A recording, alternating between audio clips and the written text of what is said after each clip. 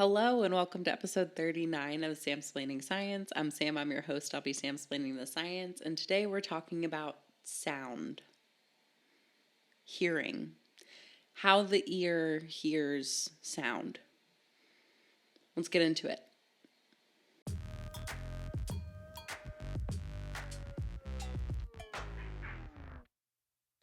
Hi everyone, how are you? I hope you're doing well. I hope you've been having a nice holiday season. I hope any and all holidays that you celebrate have been good for you so far this year. I'm sorry that it's been a minute. That's putting it lightly. But December has been a very busy month for me. I know a lot of people say they're going to pretend to work between Thanksgiving and New Year's because realistically, how much do you get done in a month?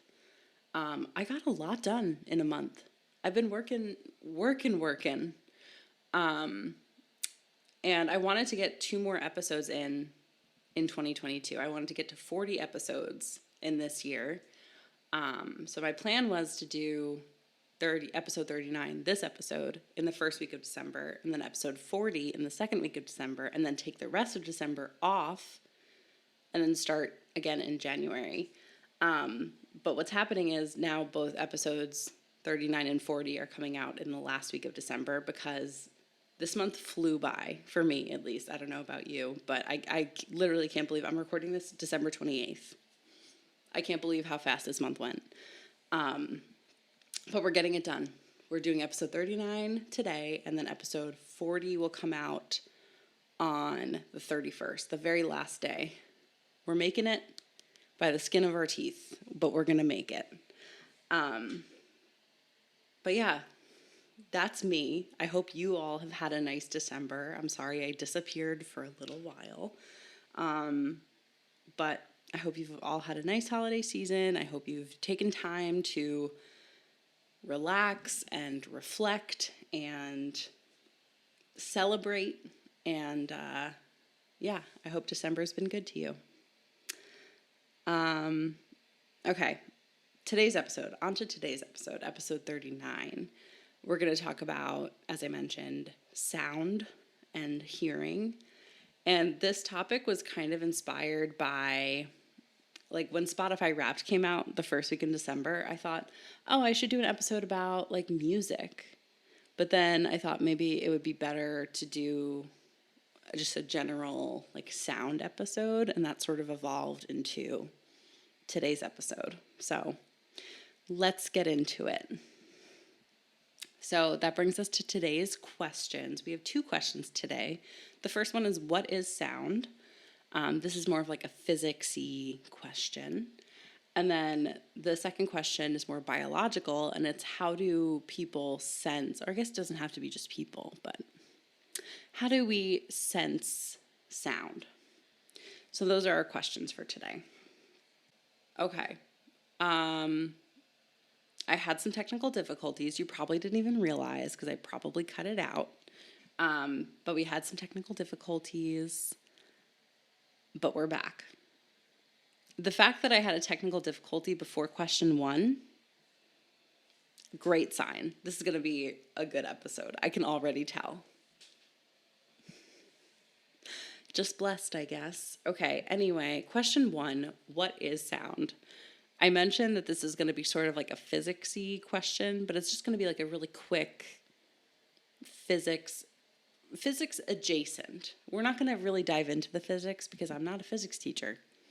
And it's hard to understand physics, let alone teach it. So I'm just going to kind of give you what you need to know. And I just hope that you take my word for it. I don't know. Okay. So question 1, what is sound? Sound is energy, in a way. It's the transfer of energy. But it transfers energy by making molecules in the air, particles like gas, oxygen, carbon dioxide, nitrogen gases, and making those particles vibrate. And And I say through air because that's like usually how we hear sound, but it's really through any medium. It could be underwater, we can hear sound.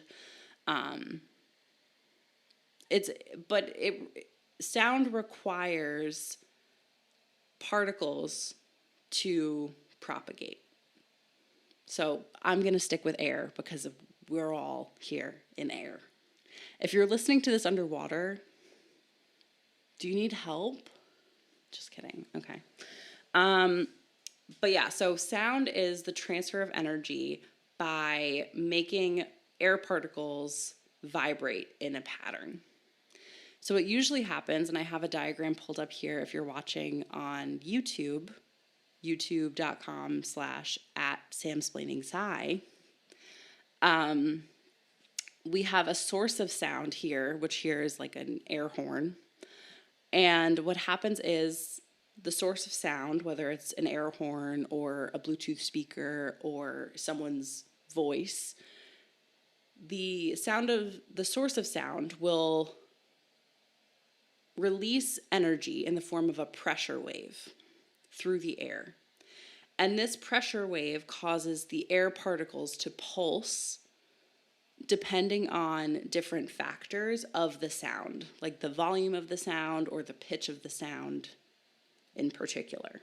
So as the source of the sound emits this pressure wave, we can, from that, determine the sound wave based on how the air particles move from the pressure that's being released. So we can get this sort of sound wave or audio wave form based on the change in pressure, which propagates through the air as the air particles sort of vibrate and move. So in releasing sound, there's a release of pressure. And with that pressure, the air particles compress together, right? They're like very close together and they're vibrating with the sound that is being released because it's essentially like an air pulse, right? So with that pulse, the particles in the air are like pressurized. But as the sound propagates, there's sections of the atmosphere of the air where the air particles or the molecules in the air haven't been hit by that pressure wave yet. So that is, so like that section of space and time is more spread out. The air particles don't have that much pressure. So they're more relaxed. They're more spread out. And from this change in pressure, the increase in pressure that comes with the initial release of energy as sound, and then the decrease in pressure when there is not sound being emitted, we can get this audio wave form. And you might be familiar with these sort of audio waveforms. I am because I edit this podcast and it sort of looks this way, but you might also have seen it. I mean, I see it sometimes on Instagram when people post like audio clips and they have that sort of like wave formation where maybe as the volume gets louder, the waves get taller, or as the volume gets quieter, the waves get shorter. So those sort of waveforms are indicative of the properties of the sound. So some properties of an audio waveform or a sound wave are amplitude and frequency. And we talked a little bit about waves previously. I think it was in the James Webb Space Telescope episode where we talked about like the electromagnetic spectrum and we talked about different wavelengths and frequencies and all that stuff.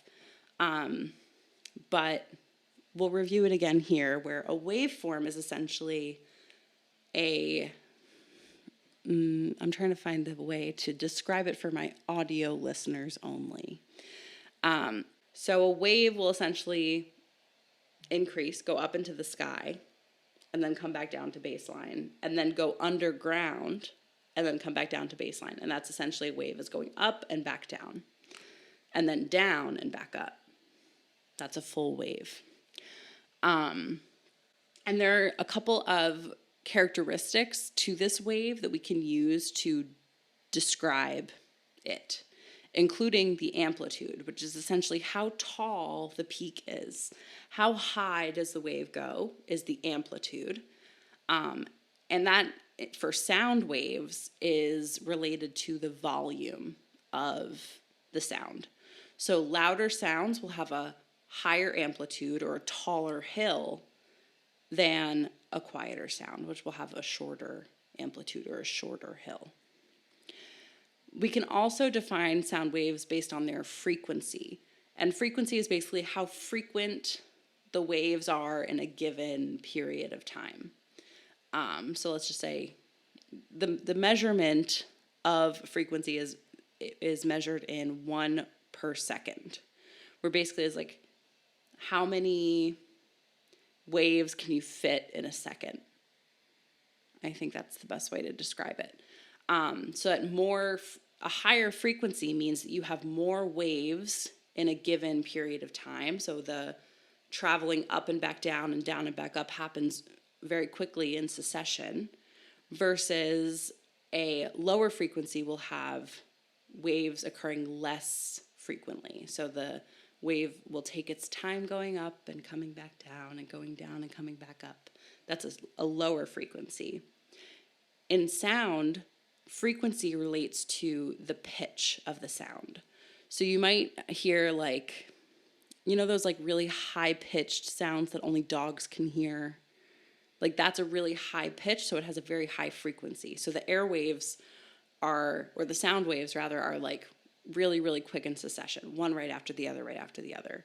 Whereas a lower pitch, so like the things that we can hear with our human ears, tends to have a lower frequency. So the waves go up and come back down a little slower over time compared to a higher pitched sound.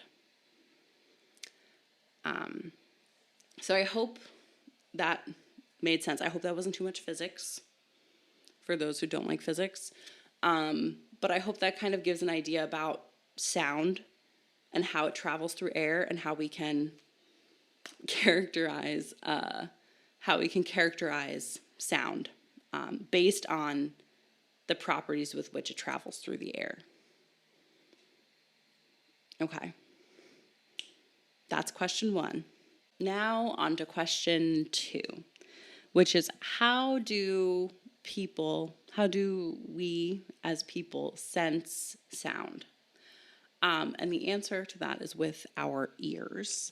Our ears are the organ in our bodies that help us sense and process sound waves. So the ear is broken up into the outer ear, the middle ear, and the inner ear. So I figured we could kind of walk through and see the different components of each part of the ear. For this question, for this part of the episode, I got some very helpful information and some diagrams from a textbook chapter written by Dr. Peter W. Alberti. That's linked in the episode description if you want to take a look yourself. But that's where this diagram comes from, and a lot of the information that I got is from that textbook chapter. Okay, but let's start on the outside and work our way through, kind of like we are the sound wave. We are the sound wave. Kind of like if we were in an episode of The Magic School Bus and like Miss Frizzle like made us a sound wave and like we went into somebody's ear. As we're traveling with the sound wave, what would we see going into the ear? Okay, so starting with the outer ear, you guessed it, that's the outside of the ear. It includes the lobe and the auricle, which I always referred to as the cartilage. But the cartilage is the tissue inside of the auricle. I didn't realize that was the name of it. But it's basically the out of the ear, and it's sort of shaped almost like a funnel, like a cone of sorts. So it captures the sound waves in the air, and it funnels it down or directs the sound waves down into the ear canal, the external auditory ear canal. And then the sound waves from there are funneled until it reaches the tympanic membrane or the eardrum, which I think is very clever because tympanic membrane, like a timpani, which is a drum, and the eardrum. Get it? Okay, bye. So like just like a timpani or like a drum really of any kind has sort of like a membrane over a hollow vessel, bucket, I don't know. It has like a membrane over it. So that tympanic membrane is sort of like the membrane of the drum. And that's sort of the end of the external ear canal. So essentially the skin is sort of continuous with the outer ear as it goes down into the ear canal, and it's pretty thick layers of skin until it gets down to the tympanic membrane, which is essentially a very thin layer of tissue that is very sensitive. So you might have heard like someone popping their eardrum. It's like damage to this very thin membrane that is at the end of the external ear canal. So the tympanic membrane is sort of the end of the outer ear. And from the tympanic membrane, past that, we get to the middle ear. So the middle ear essentially starts with the tympanic membrane on one side, and then there are 3 bones that are located in the middle ear. They're called the malleus. It's shaped like a hammer or like a mallet, so it's called the malleus. The incus, which is shaped like an anvil. But to me, when I hear Incus, I think of Ah Real Monsters. Was there a monster named Incus in Ah Real Monsters? Was it the one that held its eyes up? You know what I'm talking about? Let me see. Oh, Ichus. And it was not the one that held its eyes up. It was the purple one. Anyway, different. Forget I said anything. The malleus, the incus, which is not a monster, it's shaped like an anvil. And then the third bone is called the stapes, which looks like a stirrup. So I guess from like outer to inner, the malleus, the incus, and the stapes are the 3 bones of the middle ear. And what happens is as the sound is traveling down the auditory ear canal, it then gets to the tympanic membrane or the eardrum. And then that membrane pushes with the air pressure that changes. And then the membrane, the tympanic membrane, then hits the bones in the middle ear, the malleus, the incus, and the stapes. And as those bones are hit by one another, sort of like in succession, the sound then propagates still as like a pressure, like a mechanical signal, I guess, because it's like motion, right? It's moving, it's pressure changes from one bone to the other. So it's like physical contact transfer of energy at that point in the middle ear. And I think those are like the main players of the middle ear are those 3 bones, the malleus, the incus, and the stapes. After those bones in the middle ear, we get to the inner ear.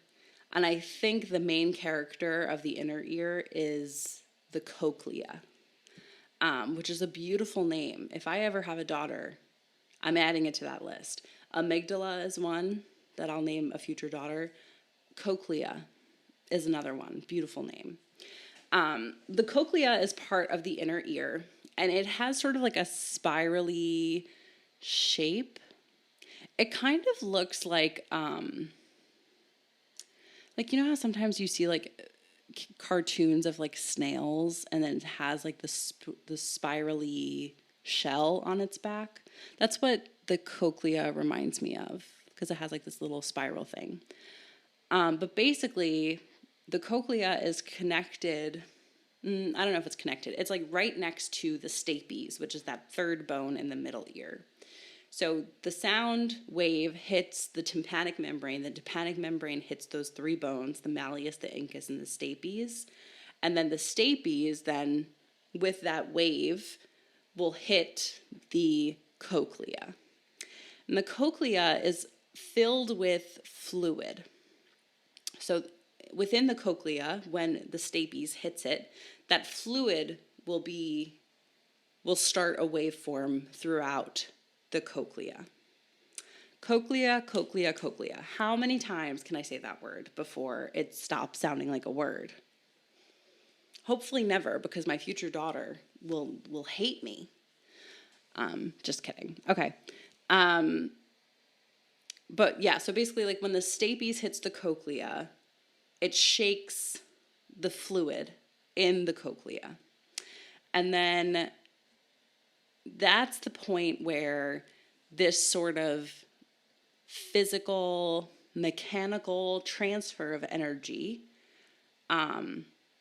starts turning into, instead of like vibrational energy, it turns into more electrical energy. And it does that through the help of the hair cells of the inner ear. So we have this cochlea here, which is like the little spirally thing. Inside the cochlea is something called the organ of Corti, or Corti. And this is where the hair cells of the inner ear are located. So the hair cells, they're called hair cells because they are basically just like flowy, elongated cells. They kind of look like little hair follicles. Not hair follicles, you know what I mean? Little like hairs, essentially. So when these hair cells move, because the fluid of the cochlea is moving, this causes ion channels of the hair cells to open. And ions are, I should say this before I said ion channels, but ions are basically charged particles. So you might have heard of like a sodium ion, where basically like you have a sodium atom, but it has one less electron. So now it has one less negative charge, which makes it positively charged sodium. So that's a sodium ion, just an example. But essentially ions are charged particles. And when ion channels are open in cells, that means that charged particles can flow in a certain direction. And that flow of charged particles is essentially electricity, right? When we think about electricity, when we plug in, something into an outlet, electrons or charged particles flow through the wires.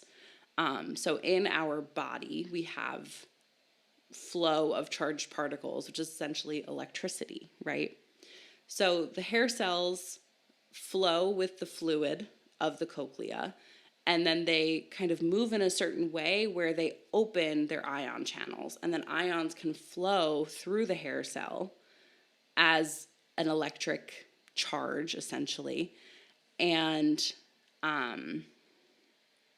that process of changing the mechanical pressure wave to an electrical signal is called mechanotransduction. I actually wrote a paper about mechanotransduction in college. So, not that I'm an expert or anything, but I did write a paper on it. So, anyway, that's actually kind of why I was excited to do this episode, because I was like, wait, I kind of know about this a little bit. Like, I'm not an expert. I don't study the ear. I'm not an audiologist or whatever, but like, I kind of know a little bit. I know enough. But yeah, so the hair cells transfer this like mechanical energy of pressure change to electrical energy in the movement of ions. And the hair cells in the cochlea are very close to synapses, or the space between nerve cells, synapses of the auditory nerve. So when the electricity is flowing through the hair cells, that will connect to the nerve cell that is responsible for connecting the auditory signal of sound in the ear to the brain through the auditory nerve.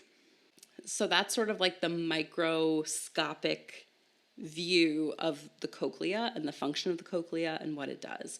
So the inner ear, mainly the cochlea, vibrates because it gets shaken up by the stapes, the bone in the middle ear. And then that fluid gets shaken and it flows. The fluid gets shaken. Yeah, shaken. Shook. Anyway, the fluid in the cochlea gets perturbed. SAT word. Maybe. I don't know. And that fluid causes the hair cells in the cochlea to move. And that movement of the hair cell causes ion channels to open, which causes the flow of charged particles through the hair cell. And then that stimulates the hair cell to stimulate the auditory nerve, which is like right next door. And then that auditory nerve sends signals to the brain. So that's like the connection. So TLDR, the cochlea is where the mechanical pressure, vibrational energy of sound gets translated to the bioelectrical signal that we can interpret with our brains. Pretty cool.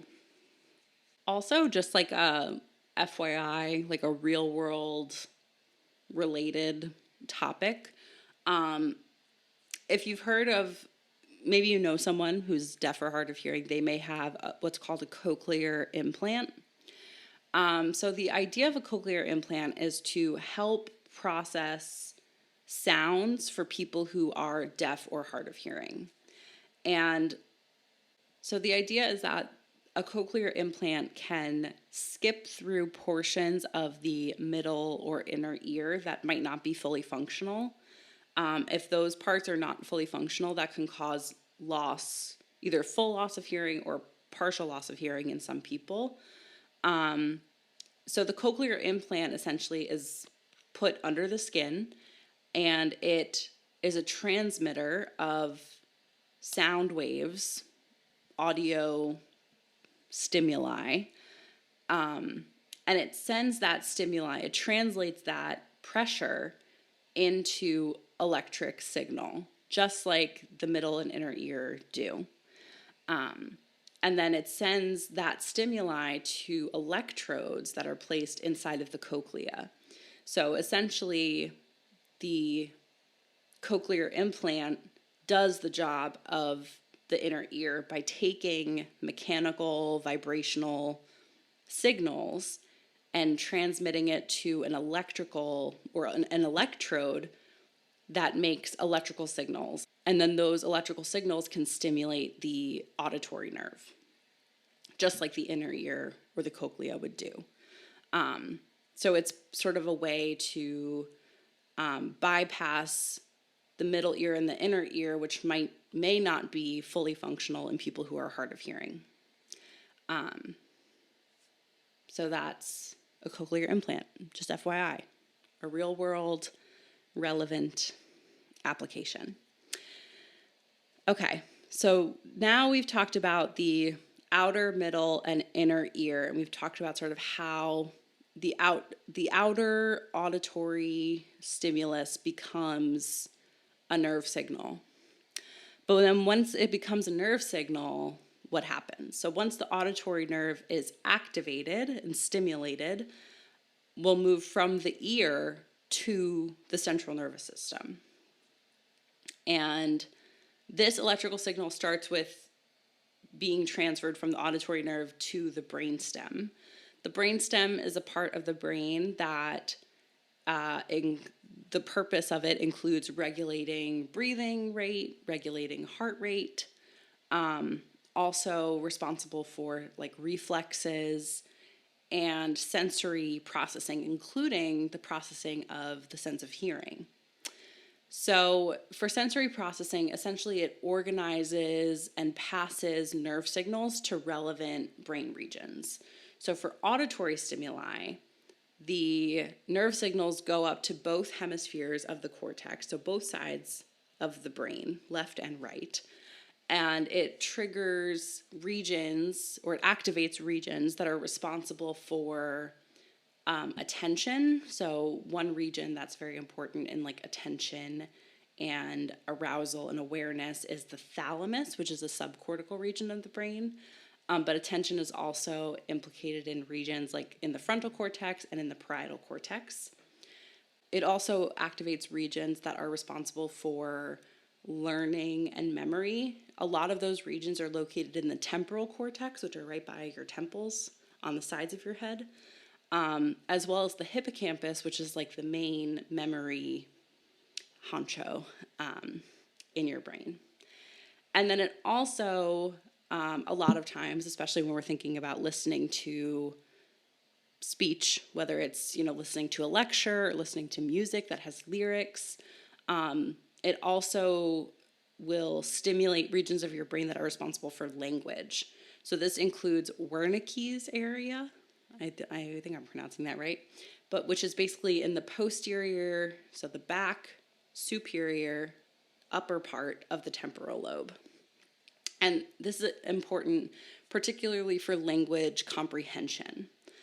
And then Wernicke's area is connected to, through a series of neural pathways, connected to Broca's area, which is responsible for speech production. So like if you and I are having a conversation, I'm listening to what you're saying and hearing your speech, and it's getting processed through my Wernicke's area. And then I'm having some thought processes and thinking about how I'm going to respond. And then Broca's area in my brain will formulate my response so that I can say it as speech. It's all, it's connected up there. It's all one big functioning, beautiful brain. Sometimes it functions better than others. I haven't even had coffee yet today. Imagine how good I would be at speech right now if I had had my coffee this morning. Wow. Anyway, so that's sort of how when we hear, once we sense the sound, how do we process it in our brain? It goes to all different parts of our brain that are responsible for all different types of functions. So I just thought that was pretty interesting. I think that pretty much summarizes question 2, which is how do people sense sound? So that's question 2. Taking the pressure waves of sound from the outer ear, funneling it down into the middle ear where we have those 3 bones, the malleus, the incus, the stapes. Those bones will vibrate when the sound wave hits the tympanic membrane, and then the tympanic membrane pushes those bones, and then those bones will push on the inner ear, eventually pushing the fluid of the cochlea, and then the cochlea will transfer that mechanical stimulus into an electrical stimulus, and that electrical stimulus will stimulate the auditory nerve, which will bring the electrical signal of sound to the brain where it will be processed. And so that's sort of the takeaway, I guess, from this episode. The takeaways from this episode: the ear transduces sound, which are pressure waves, into nerve impulses that are then interpreted by the brain. And then I wanted to also close out, even though it's literally 4 weeks late, I wanted to close out with my Spotify Wrapped, because the intention was to put this episode out the first week of December when Spotify Wrapped was still relevant. But life comes at you fast, So we're just going to do it now. What sounds have graced my ears for the last 12 months? Let's get into my Spotify Wrapped. This is a better late than never, Sam's 2022 Spotify Wrapped. Starting out, I wanted to share my top songs which were 5 songs from 2 separate artists. My top song was How Dare You Want More by Bleachers, followed by As It Was by Harry Styles. Third was Stop Making This Hurt by the Bleachers. Fourth was Grape Juice by Harry Styles, which I'm shocked was not the top Harry Styles song, but we'll let it go. And then I guess As It Was came out first, technically. And then fifth was Music for a Sushi Restaurant by Harry Styles. So Bleachers and Harry Styles dominated my top songs. My top artist was Harry Styles. I listened for 2,721 minutes, and I was in his top 0.5% of listeners. But I do just want to say, when I had COVID in May, his album had just come out. So I literally, when I was home isolating because I was sick, I listened to his album nonstop for like 10 days. So I think that kind of makes sense that I'm in his top 0.5% of listeners. It adds up to me at least. But he wasn't the only artist that I listened to. My top 5 artists were Harry Styles, Bleachers, Hozier, Bon Iver, and Arctic Monkeys. And honestly, I'm a little disturbed that not a single woman is on this list. I always think of myself as a feminist, and I'm like, am I though? But I will say that in my playlist, in my full playlist of like all of my songs that I played on repeat this year, there was representation of women. There's Florence and the Sheen, Meg the Stallion. There was a lot of women on the playlist. It was just for some reason the top artists, the top songs were all men. Anyway, but that's one of my New Year's resolutions is to stop listening to men. Listen to more women artists, because I do love women artists. It's just for some reason, I don't know. I'll do better. I am going to do better because we love when women make art, but just for some reason I don't have them in my top Spotify Wrapped. But that's okay. Next year I'll do better. I promise. But yeah, that's my Spotify Wrapped, literally 4 weeks late. Hope you enjoyed learning about the sounds that graced my ears. The sounds that made the hair cells in my inner ear mechanotransduce into electrical signals to my brain. There you go. Bringing it all together, babe. All right. That's all for this episode. Please don't forget to follow, rate, and review the podcast wherever you're listening, and subscribe on YouTube, please. You can also follow the show on Twitter and Instagram and TikTok at SamSplainingSci, so connect with me there and ask questions if you'd like. You can also submit your questions to samsplainingscience.com/ask, so if you have anything that you want Sam explained to you, ask away. Thank you so much for listening to this week's episode. I hope you learned a little bit and laughed a little bit, and I will talk to you on Saturday. Episode 40 will come out on Saturday, and that is a promise. So I will see you then. Bye.